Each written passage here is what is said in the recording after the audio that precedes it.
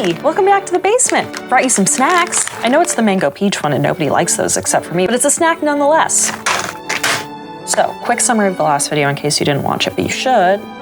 Check it out. The Shadowhunter Chronicles is a series going 15 books strong, and that's before you even touch the companion novels. 17 if you count Eldest Curses. Author, founder, discoverer of Shadowhunters, Cassandra Clare has decided that after almost 20 years, she's gonna put us up to pasture. She's gonna wrap it up. We're calling this shit done. She's dropping the first book in the final trilogy, The Wicked Powers, this November. So I'm going over everything in this entire series and how it's all connected before that. And we're starting with the Mortal Instruments 1 through 3. If you're totally unfamiliar with this world and this lore, you're gonna wanna watch the previous video where I break down the timeline, the publication order, the read order, and just kind of like the basic lore you need to know before we get started. But you can also totally raw dog this. I'm not gonna stop you. Okay, let's get started. Before we begin, I do have to introduce you to this concept of the graveyard. Graveyard's this lower level. This is where all the dead characters are gonna hang out because we can't have them cluttering up the whole like living space. So, City of Bones, first book, Mortal Instruments, New York City, August 2007. What's happening? Set the stage. High School Musical 2 is a cultural phenomenon.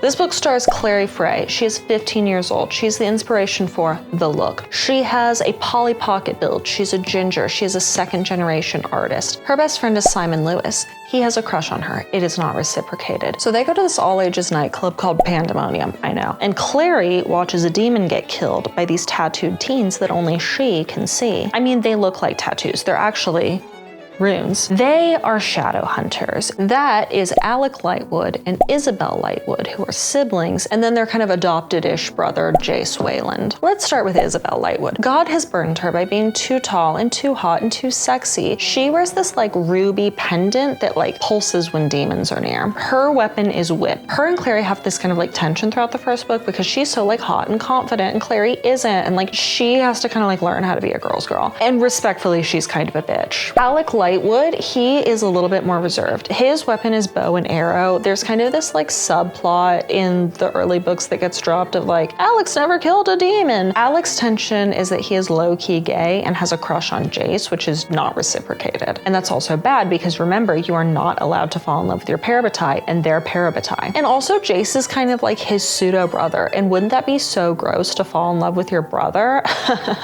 Also, there's the fact that being a gay shadow hunter at this point is like very much a no-no. I kind of assume they have like a don't ask, don't tell policy. That's sort of the vibe that I get. His parents would be upset about it. And then we have Jace, star of the show. He is 17, he's a bad boy. He's super hot and blonde and he has golden eyes. He is like the best at shadow hunting. He's kind of adopted because his dad, Michael Wayland, and Alec and Isabel's dad, Robert Lightwood, were parabatai. So when Michael Wayland was like, oh, I'm dead, who should take my son? Well, how about his parabatai? Anyways, how did his dad die? Murder. Very tragic. So Clary's mom is Jocelyn, and that is all of the family that Clary has. Clary's dad is dead, and there's like a picture of him on the mantle. He was a soldier, and like for some reason, even though this book is set in 2007, I just kind of like imagine him as like this like World War II ass picture, like, oh, when will my husband come back from the war? Jocelyn has this like sad little box with his initials. His name was Jonathan Clark, JC. It has like a lock of blonde hair and like a wedding ring, and it has like some medals, and sometimes her mom like picks it up and just kind of like gets sad at it. One day, inciting incident, Clary's mom, Jocelyn, gets taken, and Clary finds out that she is not a normal ass person. She's actually a shadow hunter. And that's when Clary learns that her mom used to be married to Valentine, who is kind of like shadow hunter Hitler. And so Clary has this little like existential crisis of realizing like, oh my God, my mom was Shadowhunter Eva Braun. It's more complicated than that. Valentine was the leader of this co-ed group of boys called the Circle. So his thing was that he wanted all of the downworlders,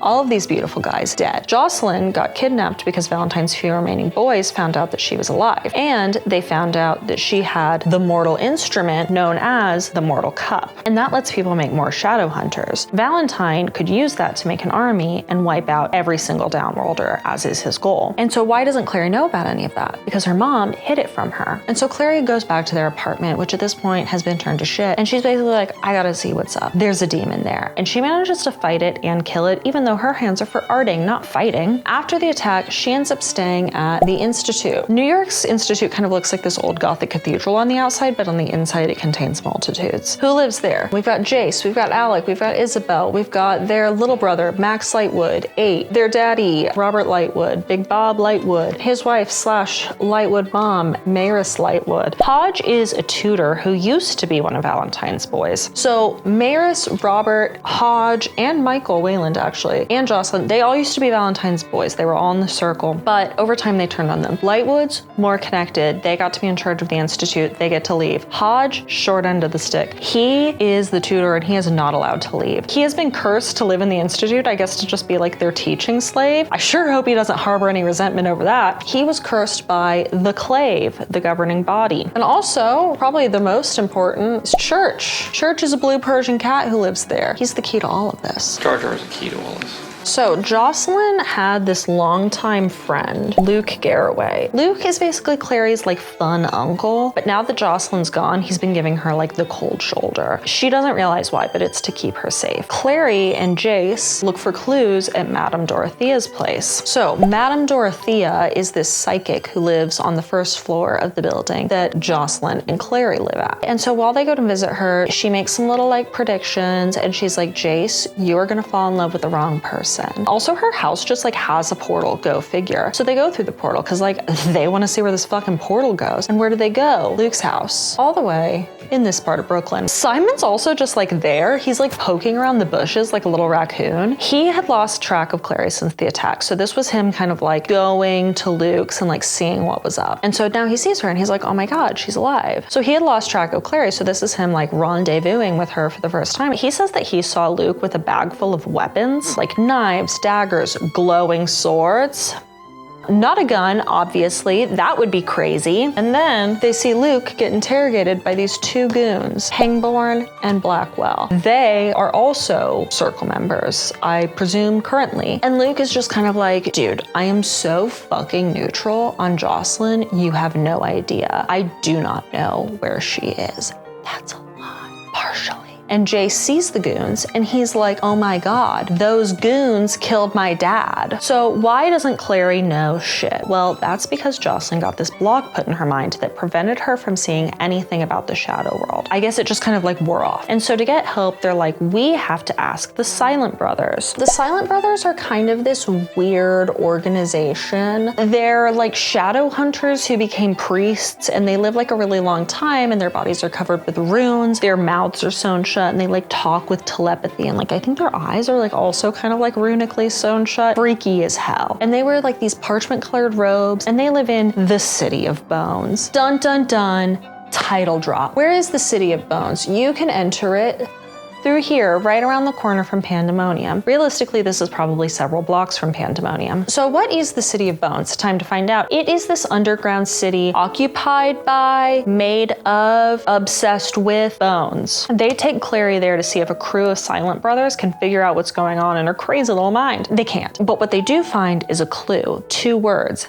Magnus Bane. Magnus Bane? Who's that? Oh, from the Bane Chronicles? A guy who gets his own book later? Yeah, he's important. Stick his ass on the board. Magnus Bane, he is a warlock. He is bisexual. He is the High Warlock of Brooklyn. That is perhaps a job, perhaps a title, perhaps a vibe. He is canonically from Indonesia. He has gold green eyes with like little like cat slits in the pupil. That's his warlock mark. Again, that's kind of like the special mark that all of the warlocks have. He also has no belly button, like he's Kyle XY. In book 2, Simon describes him as looking like a gay Sonic the Hedgehog. As you could tell by the spin-off novel, he is definitely one of Cassie's favorite children, if not her favorite child, him or Simon. He's the star of not only Bane Chronicles, but also Eldest Curses. Good for him! So Simon has been accompanying Clary, and I guess Jace by extension, on their quest to find Jocelyn. So at first, Simon like couldn't see Jace or any of the Shadowhunters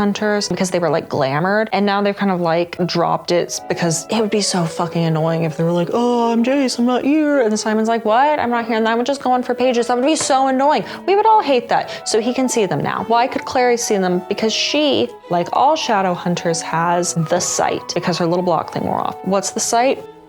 This one. Anyways, Magnus Bane. So they go to Magnus's party at Magnus's house so that he can undo the magic block that he put on her. And he goes and he's just like, oh, you, haha, I can't do that. He doesn't take it off. He can't. I don't know why. Whatever. He's like, I have a copy of the Gray Book, which is the book of runes that the angel gave you. All of the runes that you're allowed to have. And she kind of like flips through them, which like you're not supposed to do. Apparently it's supposed to take like ages to contemplate each rune, but she does. She kind of flips through them and she finds one for remembering. Does it work? I don't know. She just sees it. She's just kind of like, contemplates it. Magnus did have a kind of relationship with Jocelyn, customer business owner relationship. So he warns Clary that the whole reason he didn't want her to see any of this is because she was running away, not from the shadow world, but from Shadowhunters. And Magnus has a very complex relationship with Shadowhunters, as you can tell by his books.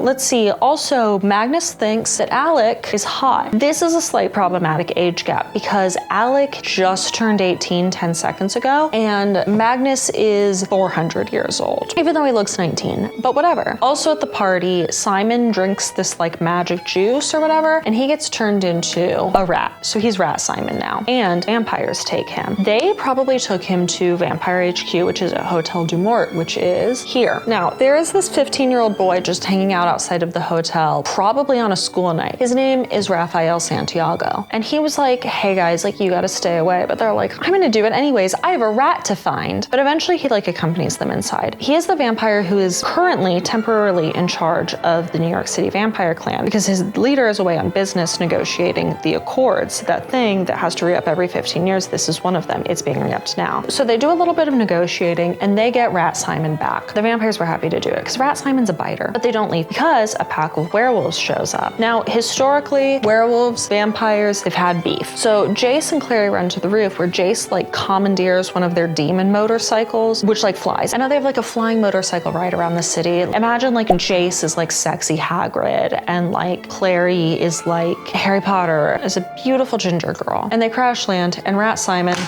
is a human again. Oh, I'm so glad that didn't rip. So back at the Institute, Alec is like, Clary, you are dead weight. You almost got Jace killed. You have to go. And this is like a private conversation they're having between them. And she's just like, no, you're a coward. And also you are totally in love with Jace. And then Alec's like, I'm gonna kill your ass. Clary at this point is 0 for 2 on getting along with the Lightwoods. And meanwhile, Clary and Jace start falling for each other. And they have like a hot, possibly humid date at the Institute greenhouse. But they like each other and they even kiss. Okay, so I do want to go over the like relationships at this point, at least of the main crew. Clary, Jace like each other. Simon, Clary, besties, one-way crush. Simon, Jace don't like each other. Alec likes Jace, not reciprocated. Isabel and Clary don't like each other. Alec and Clary don't really like each other. Buddies. So that's where we're at. Clary's memories start coming back. Remember, she's read the rune, she's contemplated it. And so her memories start coming back, as does this weird gift she has for runes. She gets this like vision of like how to hide an object in a sheet of paper. Like she's like gonna draw it and then like rune, rune, rune.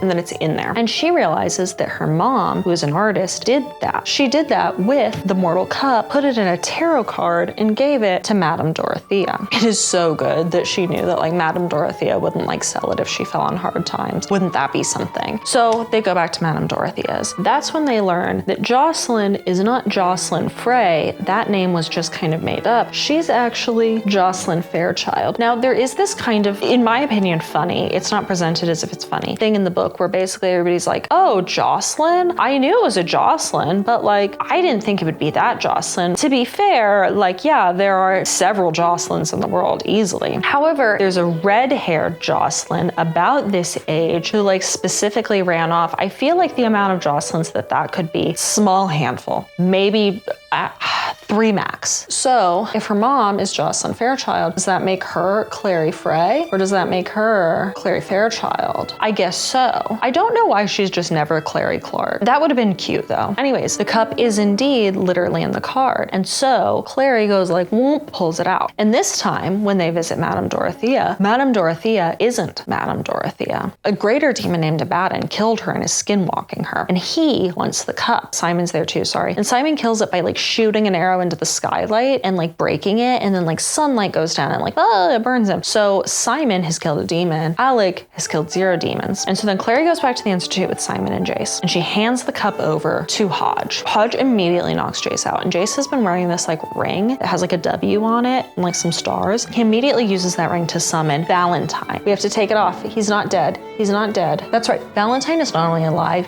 he is so fucking back. And then he like frees Hodge from his curse and then like immediately takes Jace through the portal. Everybody's like, oh my God, Hodge was a traitor. I had no idea. And it's like, wow, can you believe the teaching slave wasn't happy? They weren't even mean to him besides the curse. Hodge was kind of bitter this whole time because like I said, the Lightwoods kind of got off easy and they're allowed to leave. And like he got cursed just because he was a nobody. So like obviously that's part of why he like went turncloak. Now that the teaching slave is out, he leaves, he goes straight to an alley. Clary follows him. And then the werewolf takes Clary back to his place. Who was the werewolf? Oh, it's Luke. Luke's been a werewolf this entire time, and he's not aggressively neutral on Jocelyn. He's still their friend. And so remember how I said that like Cassandra Clare is a woman who loves something having like 1,000 names? Well, Luke Garraway was originally Lucian Greymark. He used to be a Shadowhunter, and that is how he and Jocelyn met. And he is not only a werewolf, he is the pack leader. He only became the pack leader last week because he killed the old pack leader. And like, it's funny because like he tells Clary this and she's like, oh, 666. And so I think that's also like why he had like the bag full of weapons. He's just like, any one of these will be good to do some murder. Like, it's so cool. I love it. I don't know. I just think it's funny that like Clary is so like weirdly cool with the fact that like her pseudo dad just like killed a guy. Anyways, he gives Clary his whole backstory. He met Valentine Morgenstern at school, and Valentine kind of like helped him be good at shadow hunting, and they were parabatai. So Valentine's whole goal with the circle originally was that he wanted to save shadow hunters from extinction, because basically like their numbers have been dwindling for a whole time. Look, New York City is a city of millions of people, and they've got 5 adult shadow hunters who are allowed to leave the building. I mean, that's just not sustainable. So that was his thing. He was like, we're gonna make more shadow hunters. And everybody's like, cool, sounds great. And then Valentine's dad gets attacked and killed by a werewolf. And then Valentine became an absolutely irresistible creature. He became a sad boy. And that is when he and Jocelyn fell in love and got married. That is also the time that Valentine did a very hard pivot into wanting all downworlders dead. And so then when Jocelyn got pregnant, she told Luke that she was afraid of Valentine. And then like he went to kind of a weird place. And then Luke got turned into a werewolf. And then like because he was a werewolf and obviously like their goal was wanting all of those people dead, Valentine was basically like, okay, you have to kill yourself now. And so like he was gonna, but then he changed his mind. And so instead he was just like, I'm gonna use this knife not to kill myself, but to become the leader of the pack of werewolves that lives in Brosland Forest. Brosland, Jocelyn, connection? I don't know. While he's doing his little werewolf thing, his first go round at being the pack leader, they kind of fall out of touch. And then one day they get back in touch and Jocelyn's like, hey friend, I actually had a baby. Here is my baby, my beautiful blonde son, Jonathan Christopher Morgenstern. And then everything was kind of like going to hell. So Valentine and the Circle were like plotting this attack on downworlders, and Valentine stole the Mortal Cup. And Jocelyn and Luke were like working in the background, and they like warned the downworlders if they attacked, so it wasn't as bad as it could be. So then Valentine got a little bit dramatic. He burned down the Fairchild Manor, which was in Idris. Fairchild Manor, which was the home of Jocelyn's parents. So they're dead. There was another pile of bones for a child, and there was another set of adult bones with Valentine's silver amulet. So everybody's like, Jonathan Christopher, dead. Valentine Morgenstern, dead. Case closed. But Jocelyn was like, he's not dead, I just know it. And so then she like fled, she went to New York City, and she swore off the Shadowhunter world for good. But this time she was a little bit pregnant, this time with Clary. And she was like, I can't, have her living in this world. That's why she did the block thing, bada bing, bada boom. A few years later, Luke just kind of like went to New York City. I think he wanted to find himself. Maybe he had a hunch that Jocelyn was there. And he saw this like beautiful painting, and he was like, I would know that style anywhere. And they reconnected, and the rest is history. So who was this guy? Who was Jonathan Clark? Great question. He was just some guy. He was just some guy. He was like just some dude that she made a painting of, and she was like, can I keep the picture? And I guess the people who wanted it were just like, sure, whatever. So she did. There was no Jonathan Clark. Sad little box wasn't for him. It was for sad little baby. Why were the medals in there? Red herring, red herring. So now they gotta find Valentine. It is time to confront a bitch. And so they're like, we got a portal to them. So Magnus told them that there were only 3 portals in New York City. There's the one at the Institute, which I guess like broke when Valentine used it. I guess he like slammed the door behind him and it just like shattered, whatever. The other one was at Clary's apartment at Madame Dorothea's house. Probably not that one. And then there was a place called Renwick's. Where the hell is Renwick? Well, Renwick is the Renwick Ruin, which is an abandoned smallpox hospital on Roosevelt Island. Where's Roosevelt Island? This thing. And do you know what Roosevelt Island used to be called? Blackwell Island. Who is Blackwell? The in-universe explanation is that this island used to belong to the Blackwells because it was like an old Shadowhunter island. So Clary and Luke, they team up with some of Luke's pack and she finds her mom. Her mom is alive. That's great. She gets to stay here. So Clary and Luke just drive to Blackwell Island with some of Luke's werewolf boys. And there she finds her mom, who's still alive. However, her status has changed to now she's in a magic coma. And Jace and Valentine are there. Remember, he took Jace. And then Valentine reveals that Jace is his son. What did you think Jace was short for? Jason? J-Sub? Jasanthamum? No, none of those. Jonathan Christopher. Jonathan fucking Christopher. That sad little box that Clary's mom used to cry over. He's not dead. Take it out. Move him back. Put him back up here. Same guy. And yes, Clary is his daughter. So she and Jace did kissing and they're siblings.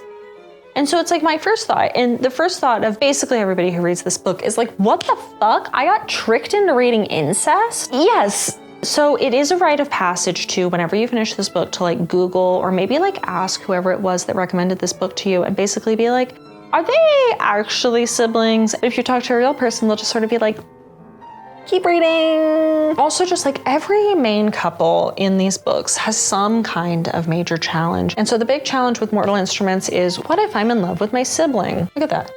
He was never Michael Wayland's kid at all. Michael Wayland died and Valentine just kind of like LARPed as him for 10 years. Big thing. So like I said, Robert Lightwood, Michael Wayland, they're parabatai. Why didn't Robert Lightwood know that he died like 10 years before he did? That's because Big Bob Lightwood was exiled and being exiled breaks the parabatai bond. So that's why he didn't know. That's why he didn't feel it. Who was found in the mansion? That would be Michael Wayland and baby Wayland. Yes, both of them are dead. Thank you, Valentine. After all of that drama, Valentine escapes, but he breaks the cup. And then like Jace and Clary just sort of sit there and like marinate in the awkwardness. So that's the book. Epilogue. Izzy and Alec like Clary now. She has earned their respect. Jocelyn, alive, still comatose in the hospital. Then for like whatever reason, Jace and Clary just like ride around on a demon motorcycle again, even though there's a lot of sexual tension there. Whatever. Relationship-wise, everybody likes each other now, except for Jace and Simon. They still don't really like each other. Simon still has the unrequited crush on Clary. He kind of has a flirty thing with Isabel now. Jace and Clary were close to love, but it's complicated. Alex still has a crush on Jace, probably. So before we take on City of Ashes, I do want to clarify the whole like thing with the circle. So the circle was started by Valentine, right? I called him Shadowhunter Hitler. I don't think that's too far off. I think another parallel would maybe be like Grand Wizard of the Clan. I don't know if he'd like the wizard comparison. Valentine was the leader. Luke was originally his right-hand man until he got kicked out for the whole werewolf thing. Jocelyn was his wife. Hodge, Michael Wayland, Robert Lightwood, Maurice Lightwood, all those people were in the circle, as are some that we're gonna learn about in book 2. This was kind of tough to me because I was kind of like, okay, like I get that their kids didn't do anything wrong, but it is kind of weird how all of their parents were evil. Most of the ex-members that we meet, like Robert, Maurice, even Hodge, like they don't seem like crazy racists. Jocelyn certainly doesn't give off that vibe, even though most of the time she's in the coma. He doesn't give off that vibe. And so it's like, what gives? One, Valentine was super charismatic. A charismatic enough guy can convince anybody to do a hate crime. You have to fear the charismatic. And then there's kind of like this slippery slope kind of thing going on. And then another factor is that for a long time, the Downworlders and Shadowhunters didn't get along at all. There was a time when they would kill each other like all the time. A lot of people who were Shadowhunters like knew somebody who was killed by a Downworlder. For what it's worth, the Lightwoods, Jocelyn, Luke, they all seem genuinely apologetic for their time in the circle. They don't seem to still be anti-Downworlder. The book seems to believe we should forgive them, so I guess we're gonna forgive them. But I did still kind of struggle with this when I first read it because I was like, yeah, like, but this guy seems really bad. I guess all of this is to say, if you're scratching your head,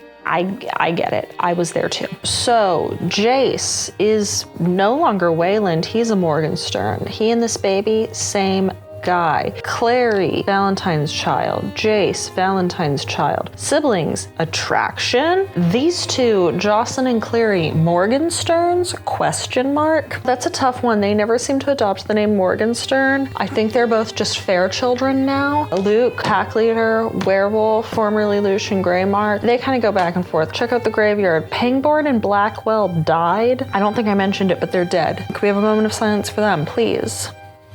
No, we don't actually need it. We've got Soldier Guy, just some guy, he's dead. Madame Dorothea, she's dead. Forgot to add that up here, but she is gone.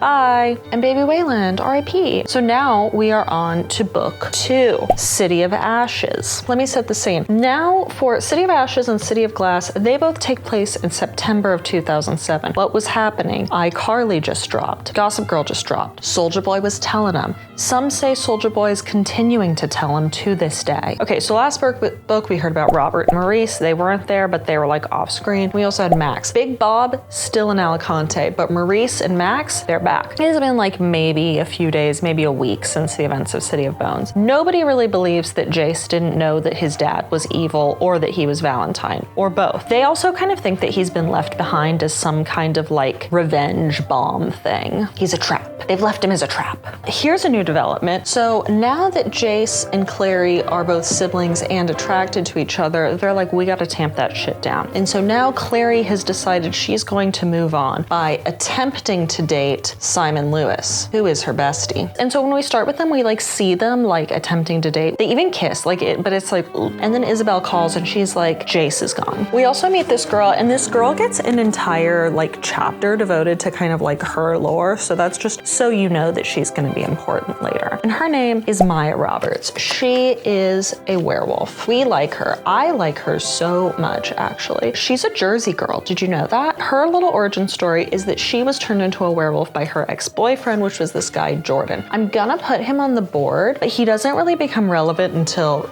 these books. Keep him in mind. So after she got turned into a werewolf, she ran away to New York and she joined Luke's pack. She also met this guy, Bat Velasquez, and he is also a werewolf. Fun fact about him, we have actually heard of him before. I didn't mention him, but if you read the books, technically you did hear about him because he is the DJ at Pandemonium, the all-ages nightclub that Clary and Simon went to. And speaking of all-ages nightclubs, we actually meet them when Jace goes to a bar that inexplicably serves teens. It's like a werewolf bar, and like werewolves are adults when they turn 16, so like I guess they can just like have a beer. I do not think that would hold up with liquor laws. So Jace is feeling some kind of way. He calls the werewolves a slur and then he picks a fight, presumably because he's all like sad that people don't think he's a good person. There's also a new character that drops, and she is Imogen Herondale. She is the Inquisitor, which as you will recall is the second in command of the Clave. She's like this 60s-ish year old woman, and she's an absolute battle axe. So Imogen Herondale is actually like kind of an antagonist in this book, but I totally love her. Give me a hard-ass old lady and I'm like, that's my girl. Her origin story, her lore, is that her son was Stephen Herondale, dead, and he was a member of the Circle as well. She has an absolute like, what is like an anti-hard-on? She has like a soft-on, is that it? She has an absolute nega hard-on for Valentine, hates him with a passion because she's like, he is the reason my son is dead. Jace immediately pisses her off. So she imprisons him in the City of Bones, which we're now inexplicably calling the Bone City, and he's going to await trial by soul sword. So that is a thing where they whip out the mortal sword, which they seem to use with a lot of regularity, and its whole thing is like when you hold it, it like compels you to tell the truth. And apparently this is actually like very painful. And so the whole plan is like, he's gonna go there, he's gonna be in prison, he's gonna hold the sword, and she's gonna be like, did you know about Valentine? And he's gonna be like, no. And then they're gonna be like, well, he can't lie with the sword. And then it's gonna exonerate him. Except that Valentine breaks into the City of Bones, and now we are inexplicably calling it the Silent City. I think they'll kind of stick with the Silent City moving on. He kills a bunch of Silent brothers, RIP. I'm not gonna list them as dead, but they are like mostly dead. Lots of them are dead. And he kills a bunch of them because he's actually trying to get the Soul Sword, aka the Mortal Sword, which he now whips out a new name for, which is Malartok. I did really good with that one. And so then Isabel shoots Clary a text, probably on her BlackBerry. Would she have a BlackBerry? I think she would have, what was this? She'd have a sidekick. Isabel like whips out her sidekick and she texts Clary and she's like, OMG, Jace is in trouble. And Clary's like, I'm on the way. And Clary just comes running to the Institute. Also, Maurice is just like gone because there was a teen fairy killed. And so they had to go investigate that. Sorry, I should mention this. The book started out with a prologue where a teen warlock was killed. So we have teen warlock, dead. Teen fairy, dead. Huh, interesting. That's 2 out of the 4 types of downworlders dead. Why could this be? Is there anybody around who hates downworlders and would want that to happen? I don't know. So Clary, Isabel, and Alec go straight to the Silent City, but they are too late. The Silent brothers are already dead. Valentine has already fucked off. But here's the thing, is he left Jace. He did not want Jace. He did not come here to rescue his sweet baby boy. And so when Clary is like standing at his cell, she's like, we gotta get you out. And she gets this like brain blast of this like super opening rune. Remember, she knows like no runes because she was only allowed to contemplate like 1 or 2 or 3 of them. So the fact that she even knows an opening rune is like kind of weird. And so she gets this like brain blast and she's just like, okay, I got it. And got it she does. She writes this opening rune and like the cell just like explodes and Jace is free. But then Imogen Herondale shows up with her cronies. Her cronies are not pictured here. They will not matter. Also Maurice is there. And Jace is like, hey, Valentine was the one who killed all of these people. And Imogen is like, aha. And Jace was there and he helped. And so she thinks that Valentine stole the sword so that they couldn't use it to put Jace on trial. This is actually a pretty logical plan. I will respect it. But after what will be his first stint in prison, he is all fucked up. And Alec's like, let's call Magnus for help. And yeah, they're on a first name basis now. And Magnus just like shows up and he's like, I'm a neutral third party. I'll keep Jace imprisoned in my apartment and heal him or whatever. At this point, Alec and Magnus have been on 1 date. Except Jace is not going to be totally a prisoner here because Magnus actually wrote his little like prisoner contract so that Jace could leave if another Shadowhunter took his place. Who do we think that's going to be? 1 date guy. So the crew stops by Magnus's place to get Jace for whatever. And that's where they learn that the fairy and the warlock were both killed. They didn't know about the warlock before. And they learned that their blood was drained. Kind of weird, maybe a vampire did it. Magnus is like, no, it wasn't a vampire. Valentine is trying to do this like special ritual with the sword to make it evil. And apparently he can do that if he gets blood from all of the 4 types of downworlders. So at this point, he just needs a werewolf and a vampire. And so we've got Maya, she's our werewolf. So it's like, Maya, your days might be numbered. Another thing I mentioned is that the blood like has to be from children. They specifically have to be children. I think Raphael looks 15, so I don't really know if he qualifies or not. I'm not sure if it's like your actual age or just like the age you downworlded at. It's also a really good thing that Jace is allowed to leave because the Seelie Queen has summoned them to her court. Who's that? She is the queen of the Seelie court. There is like a Seelie and Unseelie court. We learn a lot more about the Unseelie court in the Dark Artifices, but for now she's all that matters. Another fun fact about her, she had like 3 actresses in the Shadowhunters TV show, one of whom was Sarah Hyland. Sarah Hyland was also in Vampire Academy, the movie that came out in like 2014 or something. Also in Vampire Academy movie that came out in 2014 or something was Dominic Sherwood, who played Christian Ozera. And Dominic Sherwood played Jace in the TV show. Why is he on the board instead of Sarah Hyland? Because it's my fucking board. So Jace, Clary, Simon, and Isabel go. Alec has to stay with the guy he went on 1 date with. And they're kind of hoping that maybe like the Seelie Queen can throw them a bone in defeating Valentine. And Isabel is also there because she has a Fae boy toy who is Meliorn. I don't know that we actually get a full explanation of their relationship at this time. Flirty, maybe some heavy smooching, not really sure, but he's up here. He is actually half Fae. I don't know if we learn that at this point, but it's a fun fact because being half Fae, it means that he can lie. He gets like 2 lines maybe in this book, so like we don't really have to worry about that now, but maybe it'll matter later. Now that we're learning more about the Fae here are kind of more of like tricky trickster types. They can't lie, they're all about zany little traps. So one of the big things is like if you go to Fairy, which is kind of like its own little like parallel realm, if you eat food, you're going to be trapped there forever. Or there's like revels and there'll be people dancing, but you can't join in even though it looks like they're having fun because then you'll just like dance until you die. Kind of a bummer. So that's their vibe. Jace does the talking with the Seelie Queen and he's like, oh my God, you're so beautiful. Help us. And the Queen is like,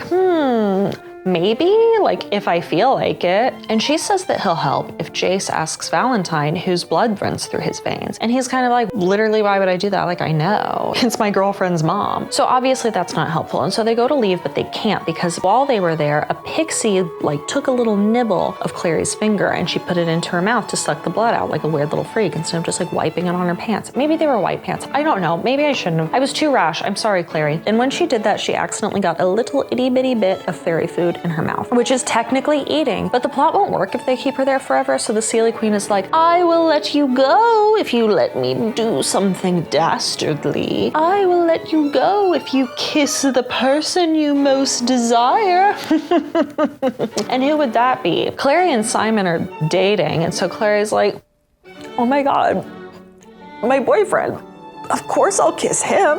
And the queen is like, no, boo-boo, that's not who you want to kiss. Obviously, it's Jace. And so this is like one of those really classic moral dilemmas, kind of like the trolley problem of like, would you kiss your brother on the lips with tongue, with passion to save your life? And so they do. And they cannot keep their hands off each other. And Simon's upset because he's been like pining over her forever, and now he's her boyfriend, and he's still like, oh my God, like you wouldn't kiss me over your long-lost sibling? What the fuck? And so after this, Jace and Clary are like, okay, I know we're brother and sister, but like we're clearly still really attracted to each other. Should we date? And Jace is like, yeah, we can just keep it on the DL. It's a backwoods American tradition. But Clary is like, we literally cannot do that forever, so no. And then Clary takes a little nap and she has a little dream about Jace with angel wings. And then there's a dude behind him with dark hair and black wings. Omen, omen, omen. Just keep that in mind. And then like in the middle of the night, somebody rings the Institute doorbell. Clary's Simon senses are tingling, and she's right. Raphael is there with a dying Simon, and he says to her, "El no está muerto." So if you recall, when Simon was a rat, he bit the vampires, probably got a little bit of blood in his mouth. And so this whole time he's kind of been like, oh, I feel like maybe I'm being a vampire. He's having a little bit of like vampire related anxiety, but he's also feeling like the call. And so this whole time he's had some like anxiety over whether or not he's turning into a vampire. Like every sign, he's just like, that's it, I'm a vampire. And honestly, he's so real for that. That would be me. But he also feels like this like call to the Hotel du Mort. And so immediately after Clary and her brother kissed, he was like making my way downtown, walking fast, faces past, and I'm Hotel du Mort bound. And then he shows up and he is like, hey guys, am I turning into a vampire? And they're like, you're about to. And then they like attack him, and then he turns into a vampire for real. Or at least they like drain him of blood, which is one of the steps to becoming a vampire. Now he is turning into a vampire fully for real. They bury him in a Jewish cemetery because he's Jewish and that would be the right thing to do. That is one of the steps to become a vampire, is like getting buried, and then you gotta like claw your way back out. And I actually don't really know if this would work if they just buried him in like the first cemetery they found and then he comes back as a vampire. It's great, he's not dead, but it's also super distressing. And so they're like, how do we help Simon come out of the coffin to his mom, who one, doesn't think vampires are real, and two, may have some religious hangups about vampires? They're bored, they go to Luke's house, and Maya is there. She's just been attacked by demons, like literally right then. They call up Magnus to help her, and then Luke goes outside to see if the demons are still there. They are, and then he gets all fucked up. So then Jace, Clary, and Simon have to fight them. Simon's allowed to fight now because he's a vampire. And also, like during a dream previously, Clary got this like cool rune on her arm, and so when the demons see it, they're just like, ah, and then they run. And so then they're all back at Luke's house, and Magnus is like, you guys keep calling me to heal you, and like I'm not doing it for free. Like I'm not just gonna do this because I'm the only warlock you know. And Jace is like, well, you're the only warlock we know that's dating one of us. And Alex is like, we're not dating, which is exactly what somebody who's dating somebody would say. And then Simon leaves and he and Clary kind of break up. Not because of him being a vampire, like Clary's not a bigot like that. It's more because of the whole like, you know, I really can't get over the fact that like you're not attracted to me and like you do want to kiss your brother.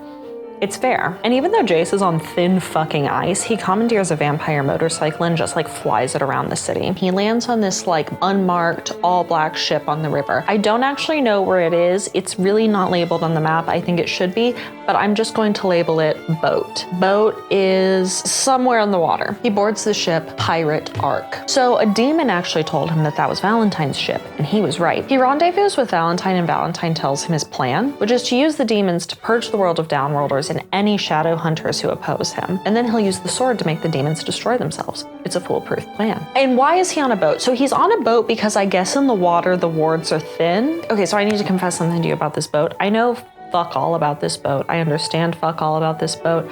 I don't really think boats come up a whole lot for the rest of the book, so I don't even think it matters that I know fuck all about this boat. Where is it? What kind of boat is it? What are the logistics associated with this boat? I couldn't tell you. As far as I know, this boat is operating on vibes alone. Anyways, as part of his pitch, he shows Jace all of the demons that are just like waiting in the wings to be summoned. And that just like has to feel like the world's worst trip. And Valentine's like, look, even though there's all this like fucked up shit, I will protect Clary and Isabel and Max and Alec and maybe honestly even Luke if he's willing to side with us. Not Simon though. He didn't say Simon, but like, let's be real. Jace would absolutely push him out of the fucking boat at this point. He's like, Jace, are you in?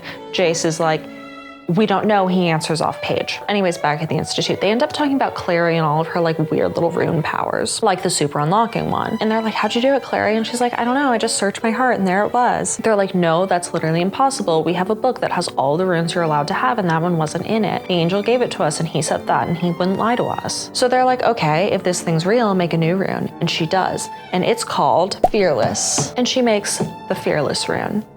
Fearless by Taylor Swift. Now, this book came out in spring of 2008, and Taylor Swift dropped Fearless in fall of 2008. Was she inspired? Almost certainly yes. The answer has to be yes. And Dominic Sherwood of Shadowhunters TV fame, he went on to star as the love interest in Taylor Swift's 1989 Style music video. Played is generous. That word's doing a lot of heavy lifting here. He basically just kind of like stood there and mewed. But it's full circle. This was foretold. Anybody who was paying attention knew this. So Clary puts the Fearless rune on Alec, and he walks straight up to his parents and he's like, hey guys, I'm seeing someone, and that someone is a downworlder. And Magnus is just sort of like, shh, with his magic. And then Alec is just kind of like, oh, I have amnesia now. I can't talk about it. And then Imogen Herondale shows up, and somehow she knows all about Jace seeing Valentine on the boat. So remember when Valentine like left the portal in City of Bones and it like broke like glass? So it actually did have, I guess, like a fragment of glass. And so Jace has been carrying around that like piece of like portally mirror thing this whole time. And so Imogen at some point had snuck into his room and she snuck a tracking rune on it like the little bloodhound she is. And so she has been tracking him this entire time. And so she's like, aha, you are working with him. Jail. And then she makes this little like magic prison with like swords and runes and whatever in the Institute. And so her plan is that she's going to try to trade Jace's life for the mortal sword. And Jace is like, he wouldn't go for that. And she's like, he wouldn't go for that. And she wants revenge on Valentine for the whole killing Stephen thing. And she is like laser focused on the revenge part. So now it's time for the quick little Stephen backstory. Where is he? Here he is. Everybody loves Stephen Herondale, okay? He was the golden boy, blonde, blue-eyed. He was British. He became Valentine's second in command after Luke left. Stephen was married to a woman that Valentine didn't like because she came from a bad family. And so he was like, you gotta divorce her. And so he did. And then he married a woman named Celine. Celine's also dead. Spoiler! Stephen died trying to kill vampires, and Celine was so sad that she killed herself even though she was 8 months pregnant. And then Stephen's dad died of a broken heart. And that was Imogen's entire family. So ever since then, she's been on the warpath. Jace doesn't stay in bad boy jail long because Alex shows up and he's like, hey, you know how you're like super good at shadow hunting? And Jace is like, I'm the best to ever do it. What's your point? And Alex like, you know how Clary's superpower is art? Maybe yours is shadow hunting.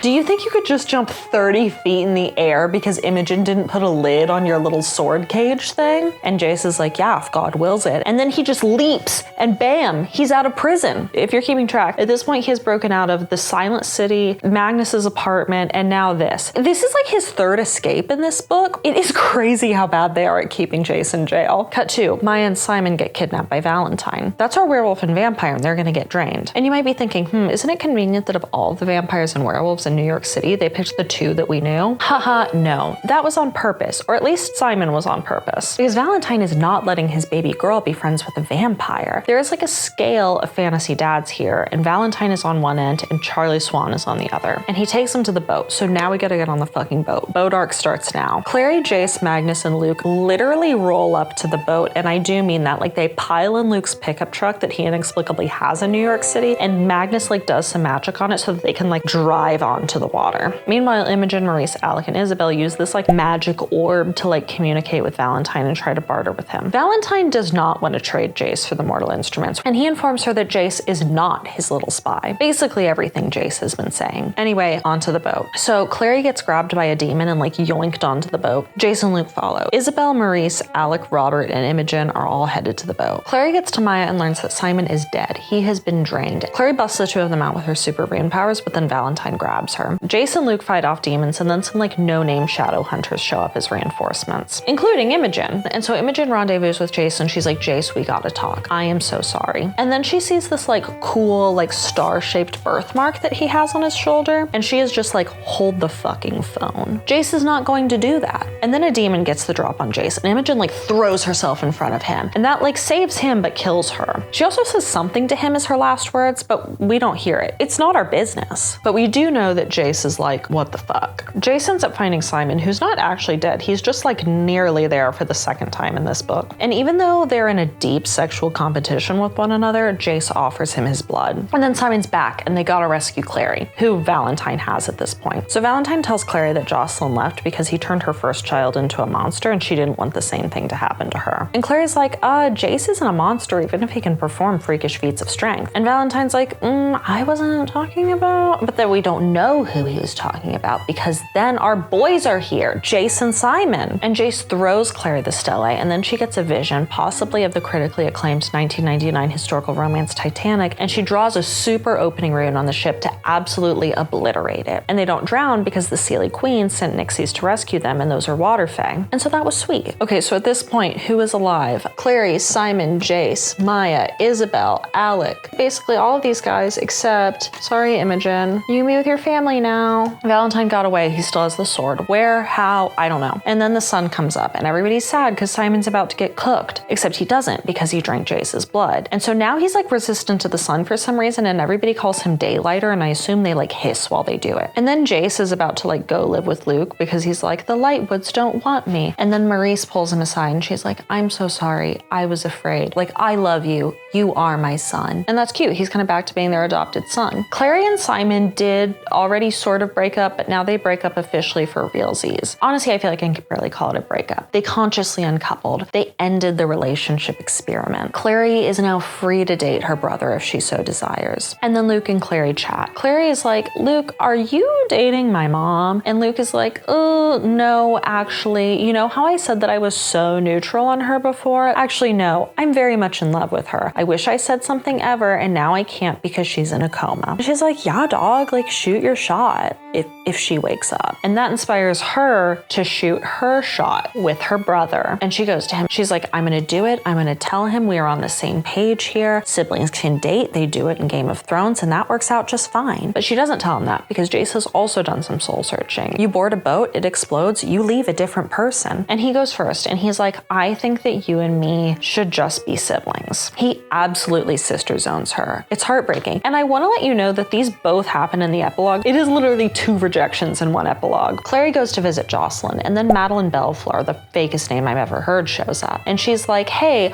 I'm Jocelyn's friend, and I actually know how to wake up your mom. Because Jocelyn put herself in a coma, and she told Madeline, who we are just meeting now, how she did it. Roll credits. We're gonna power through. Now we're on to book 3, City of Glass. We are still in September of 2007. 2 months ago, Clary didn't know shit from fuck, and now look at her. Her life's falling apart. In the words of the iconic Canadian rock band, the Bare Naked Ladies, it's been 1 week since the events of City of Ashes. Clary's at Luke's house with Simon, and she's packing for her trip to Idris, which is happening tomorrow. Why is she going to Idris? Because Madeline Bellefleur told her that she needed to find a warlock who lives there named Ragnar Fell. Here he is. Meanwhile, Simon shows up at the Institute, and Jace and his crew are there. Jace is really afraid that the Clave is going to want to use Clary as a weapon if they find out about her cool rune powers, and he doesn't want that. So he and the Lightwood crew are going to Idris tonight without her, because they have their own business to do. And then all these Forsaken attack. Also, Madeline's there. And the Forsaken attack, and they kill Madeline. And if you're thinking, like, didn't we meet her in the epilogue of City of Ashes? Yes, we did. She did not even survive chapter 1. I'm gonna put her here with the other blondes. And then Clary gets to the Institute where the Lightwoods have already left. Magnus tells her about the whole Forsaken attack. Simon got injured in the attack, and Jace took him to Idris to save him. And Clary just sort of like invents a portal on the side of the wall, thanks rune powers, and then off they go. And then she and Luke are off to Idris. And they land in Lake Lynn, which is this pretty lake, which is kind of like a few hours from Alicante, still in Idris. Alicante, I don't know if I've mentioned that before, that's actually the capital city of Idris. And it's basically the only city in Idris. So if they want to get there, they're gonna have to hoof it. And now we have the map of Alicante just in case we need it. And so basically everybody's in Idris now, bye-bye New York City. Simon wakes up in Alicante. So Alicante has these like tall towers made of Adamas, which kind of kind of look like glass, and hence we are in the city of glass. They're staying with the Penhallows, who go way back with the Lightwoods, and they're like a pretty rich, well-connected family. The matriarch is Gia Penhallow, maiden name Kay. Kay? I'm mentioning it for a reason. Wait, is it actually Gia or is it Jia? She's Chinese. I don't know. I'm gonna call her Gia because that's always what I've said in my head, but somebody correct me if it's not that. Her teen daughter, Aline Penhallow, also lives there. And the other guy who lives there is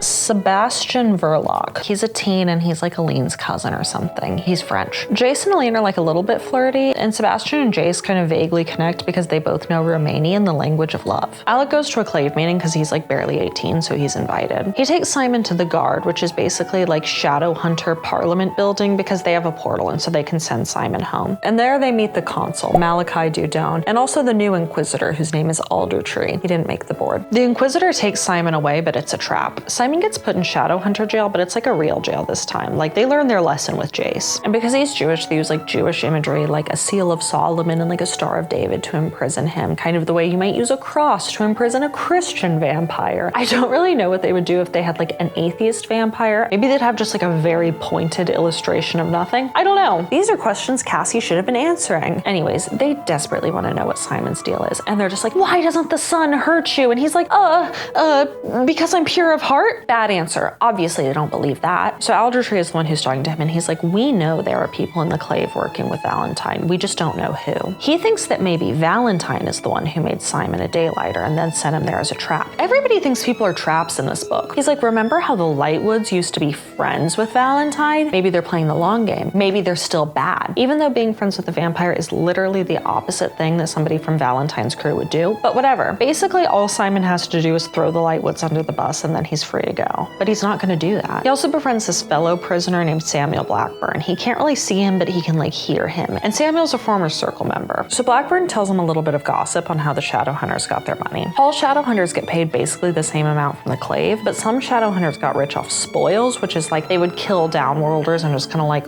loot their shit. And so that's historical. They're not really supposed to do that anymore, but like they kept the money. So a lot of those families have like really nice like manors and city houses all around Idris. Just something to keep in mind. Okay, so remember how Maya ended up not getting drained? While Simon was in jail, we learned that Valentine has completed the ritual. He found a werewolf child in Brosland Forest and killed and drained him. So he has everything he needs to complete the ritual conversion from City of Ashes. And so now, as far as we know, the mortal sword is evil. Back to Clary. It all comes back to Clary. So when she fell in Lake Lynn, she swallowed a little bit of water, and the water is like super toxic to Shadowhunters. Luke got most of it out, but now she's kind of having these like crazy hallucinations. It is the worst trip. It is somehow worse than Jace's like hallucination of all the demons waiting for them in the last book. Like she's like seeing monsters and she sees her own grave. Luke saves her and takes her to see his sister, Amadis. And when Clary wakes up, they're like, you absolutely can't go see Jace, even though that is exactly what she wants to do. You can't tell her no. So quick backstory on Amadis. Amadis used to be married to Stephen Herondale.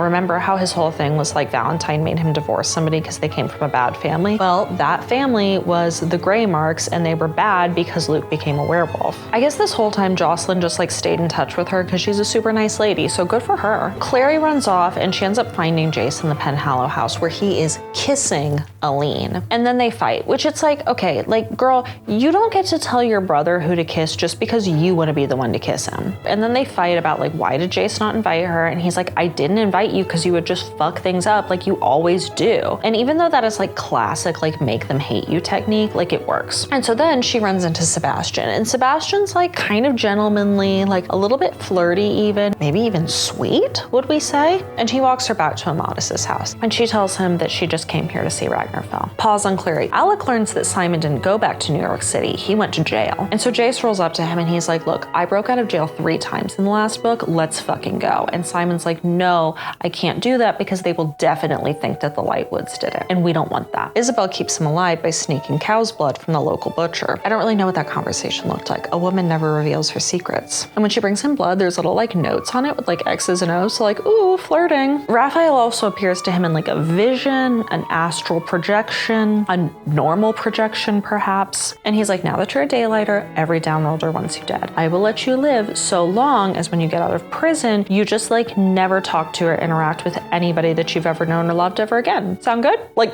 No, it sounds bad, actually. Okay, so now we're back to Clary. So Sebastian wakes her up by throwing rocks at Amadis's house, and he's like, I'm gonna help you find Ragnar Fell. Sebastian takes the two of them on horseback. They share one horse, you know I love that. And they go to Ragnar Fell's house. I guess his house is just sort of like around there, very convenient. Sebastian just knows. But Magnus opens the door, and then he just like freezes Sebastian so he can talk to Clary alone. So Ragnar Fell is a warlock, and he was murdered, not by Magnus, last night. Magnus tells her that her mom's cure was hidden in the Book of the White, which Jocelyn's mom had and hid in the Wayland family manor. Oh, huh, so you're telling me the Book of the White was lost? Like the Lost Book of the White? The second installment of The Eldest Curses by Cassandra, Clare, and Wesley Chu?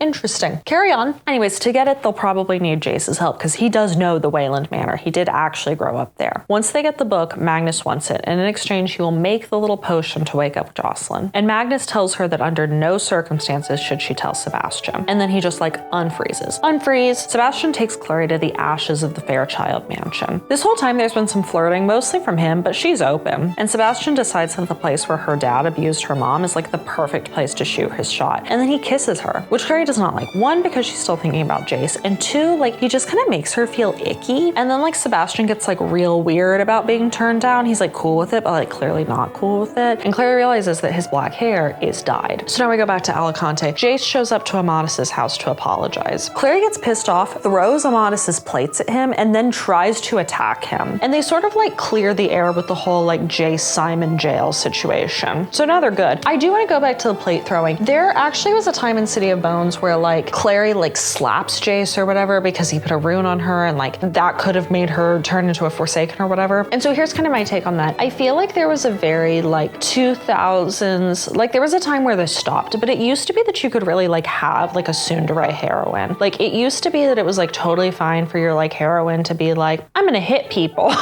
Like you could have a hitter. That probably stopped because impressionable teen girls, I don't know any who are like this, like probably did try to hit their friends, and publishers were just kind of like, dude, just like chill. Don't influence the kids to hit their friends. I miss the glory days where heroines could just hit people. We used to be a proper country. So Clary tells Jace about the whole book thing, and then like off they go. Clary conveniently just portals them to the manor. So they find the book, and then they find a secret passage to the basement. And in the basement, there is a real ass angel ethereal chained up. Where should we put him? We're running out of room.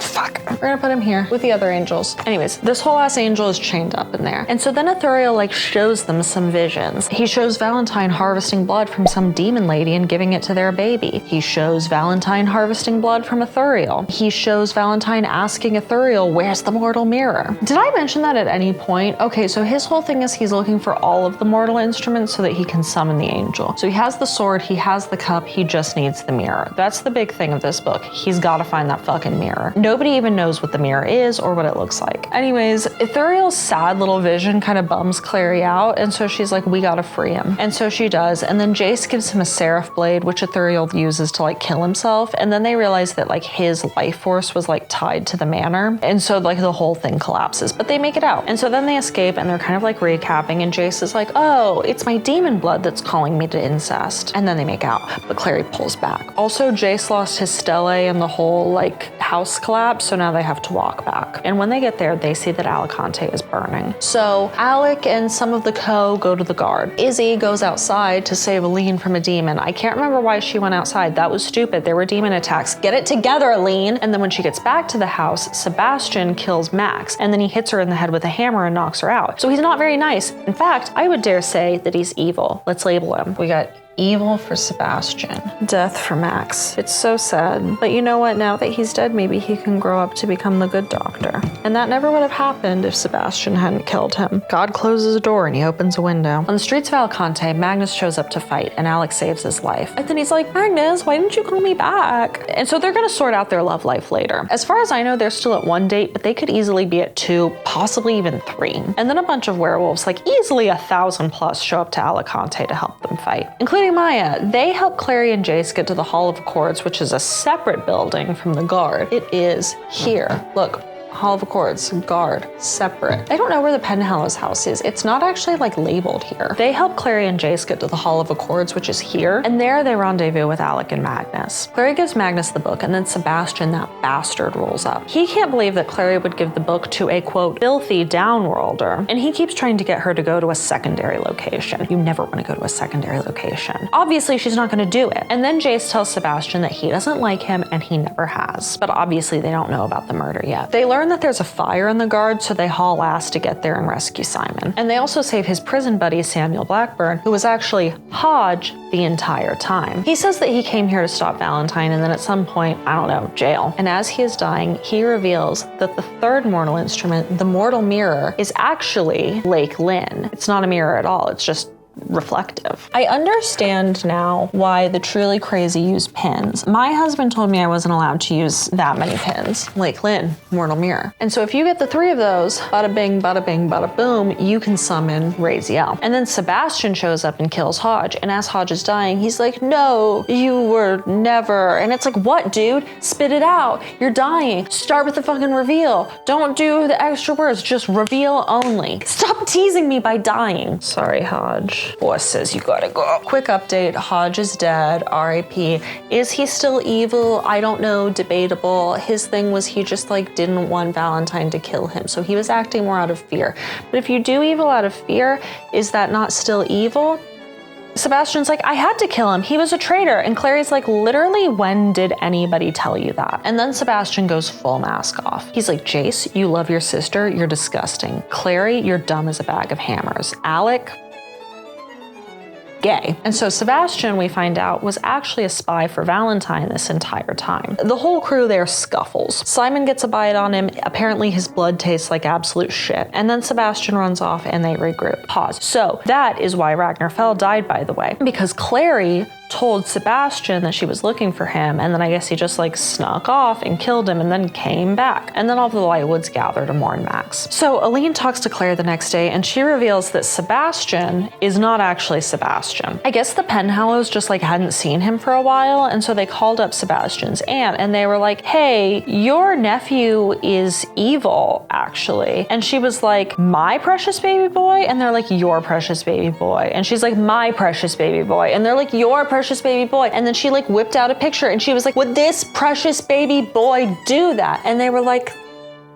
no, that's a different boy. So that Sebastian Verloc was a completely different guy. So who is this? And then Alina's like, hey, a girl that I've met in passing twice. Remember when you showed up and I was kissing Jace? That was actually to figure out if I'm straight. Haha, TBD. So they're in the Hall of Accords, and then this projection of Valentine rolls up. And he's like, Alicante is full of werewolves now because you didn't listen to me. Who wants to join my team? And literally no one is in. Literally nobody wants to team up with a guy who sicked demons on them. And Valentine's like, okay, well, how about you guys just let me rule the clave, and then I like won't sick more demons on you. Another bad deal. Everybody says no. And then Valentine's projection like somehow reaches out and kills Inquisitor Aldertree. He didn't even make it onto the board. He's not even going in the graveyard. So Sebastian is still MIA. They tried to track him, but all of his stuff belonged to the real Sebastian, who is dead, so there's kind of like no leads. Also, Simon visits Isabel, who's been kind of like holed up in her room because she's depressed and also got hit in the head with a hammer. She thinks Sebastian killed Max because Max saw Sebastian climbing the demon tower, and he probably did something to the wards. And then they do kissing off page. Also, this whole time, they're kind of like prepping for the Valentine fight, and there's some like Shadowhunter politicking going on. Luke is like, everybody will fight, but we need 4 seats on the council, 1 for each downworlder type. And if you do that, we're in. If not, the clave can just give itself up to Valentine. Now, to me, this seems like a very easy deal. Yes, just give them 4 seats out of the however many there are. But there are still people who are just like, ooh,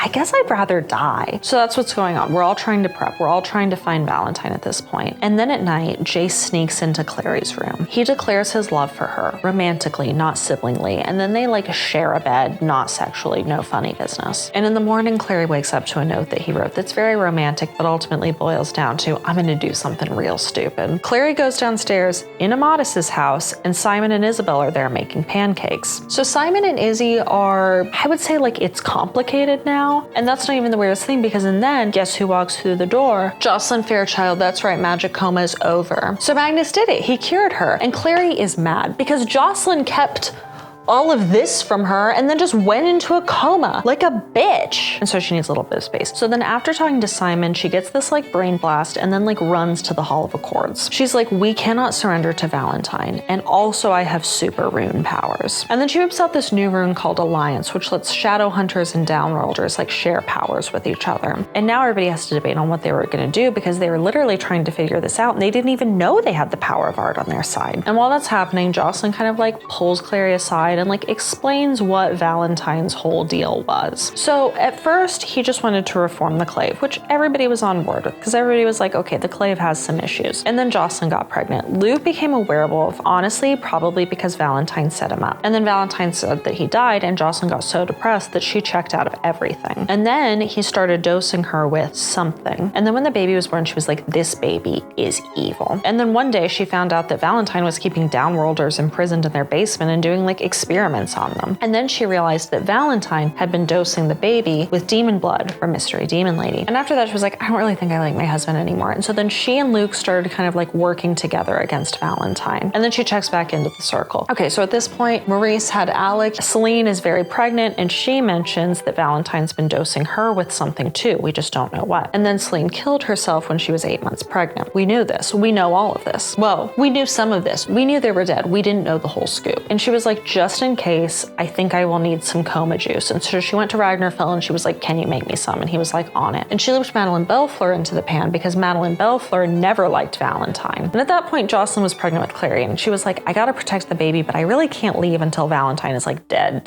And then the whole fake death thing happened. We knew about that. And that was kind of like Jocelyn's lore. But then when she was in the coma, Valentine, I guess, like talked to her and she could hear stuff. She was in kind of like a weird dream state. And so that's when she started like piecing things together. So Valentine told her that he was also dosing Jocelyn with angel blood while she was pregnant. He just didn't know she was pregnant. And so that's probably where Clary's rune power comes from, and how Jocelyn was able to hide the mortal cup in the tarot card. And then we get the best reveal, the thing we have been waiting basically 2 books to find out. Jace isn't Clary's biological brother. Sebastian is. We gotta move it so quick. So Jace isn't Clary's brother, Sebastian is. He's Jonathan Christopher Morgenstern, and Jocelyn thought he was dead. Jace is Stephen and Celine's baby, and he has angel powers because of the whole like Valentine dosing Celine thing. And that's also how he survived when Celine died, because remember, she was like 8 months pregnant, and so like when she killed herself, he was still alive, and Valentine was just like, oh, I have to get my experiment. And he like, scoop,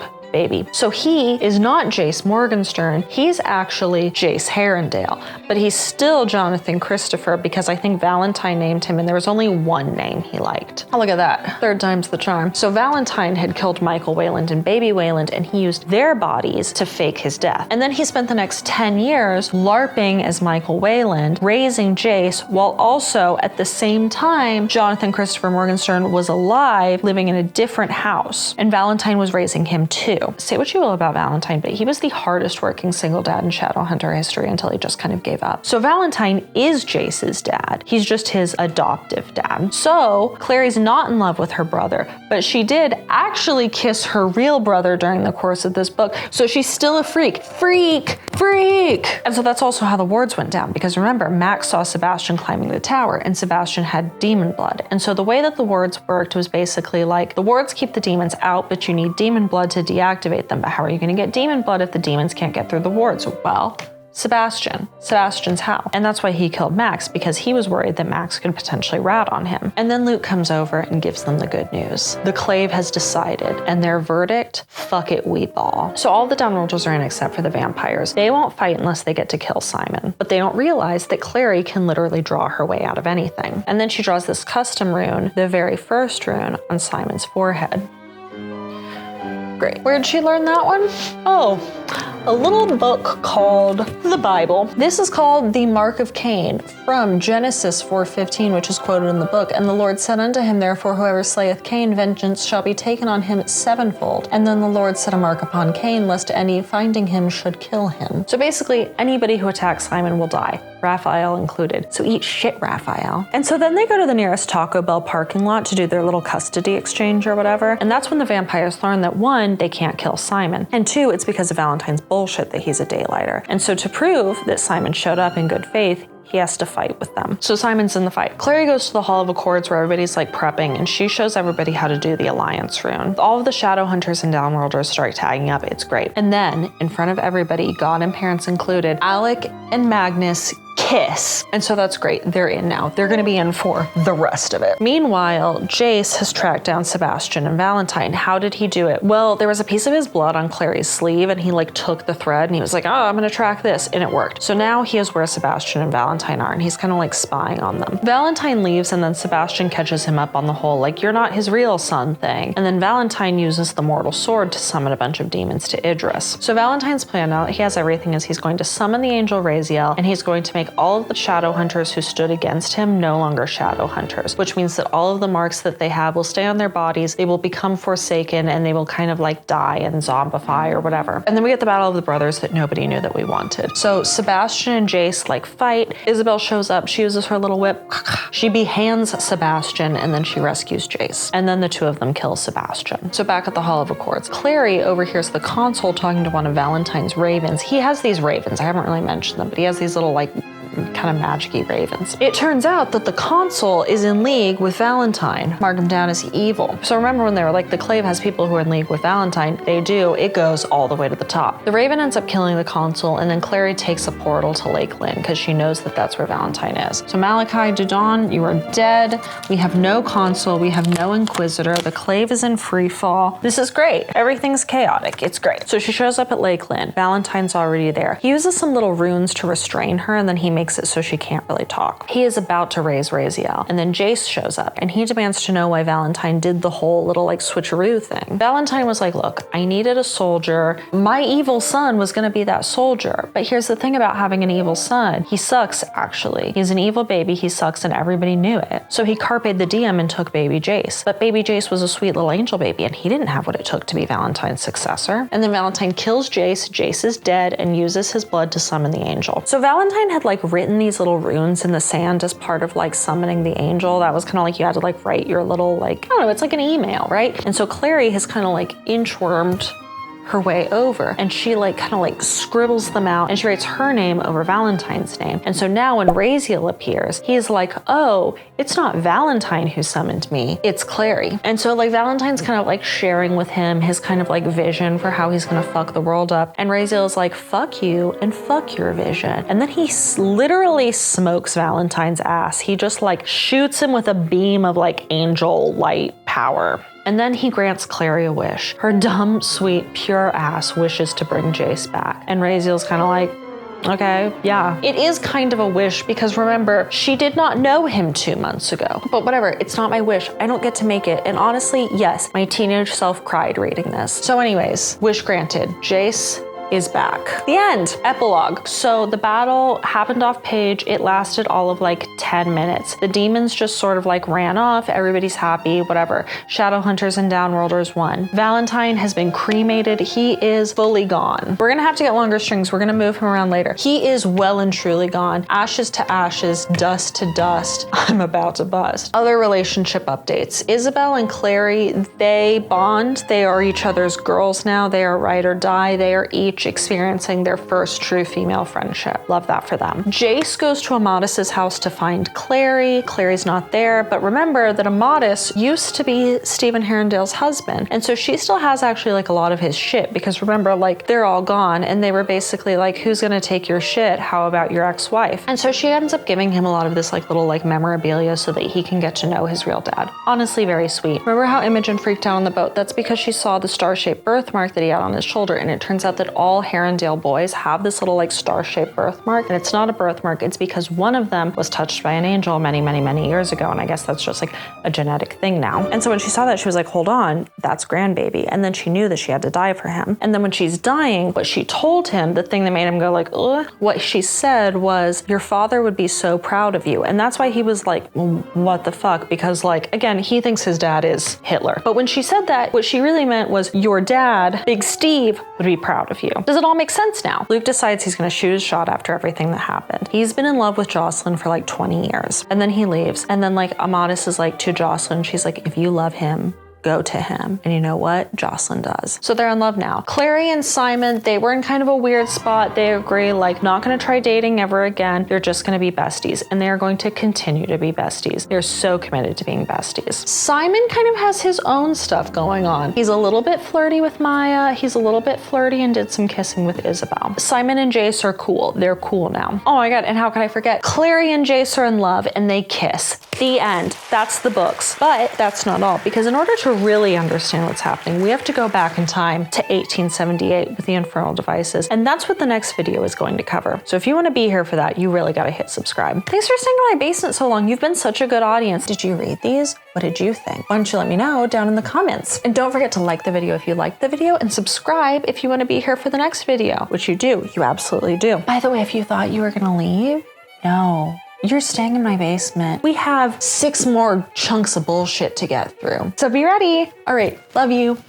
Bye. I overcommitted with the wig. The wig is weird. It smells weird. It was $10 on Amazon. It's itchy. I don't like wearing wigs. I'm not a ginger, but I am committed. In this moment with this wig, I'm Clary fucking Frey.